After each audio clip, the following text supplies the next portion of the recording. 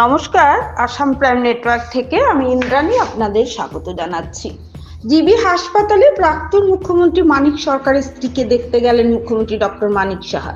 রাজ্যের প্রাক্তন মুখ্যমন্ত্রী মানিক সরকারের সহধর্মিণী পাঞ্চালী ভট্টাচার্য বর্তমানে শারীরিক অসুস্থতার কারণে আগরতলার জিবি হাসপাতালে চিকিৎসাধীন রয়েছেন। আজ সন্ধ্যায় তাকে দেখতে হাসপাতালে যান মুখ্যমন্ত্রী ডক্টর মানিক সাহা।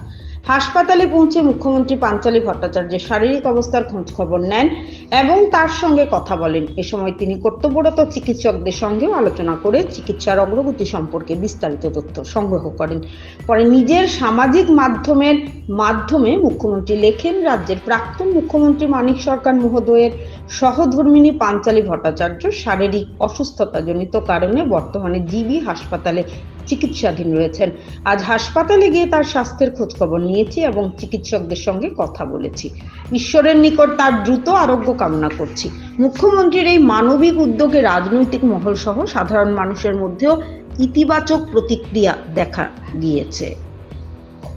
ত্রিপুরা থেকে গোপাল সিংহের রিপোর্ট, আসাম প্রাইম নেটওয়ার্ক। ওনার অ্যাকচুয়ালি একটা ব্লিডিং ছিল, যা শুনলাম হিমোগ্লোবিনও কম, কিন্তু এখন তো দুটো শুনলাম যে ব্লাড নাকি দিয়েছে, দেওয়ার পরে যে রিপোর্টটা আসবে হিমোগ্লোবিনটাও বাড়বে।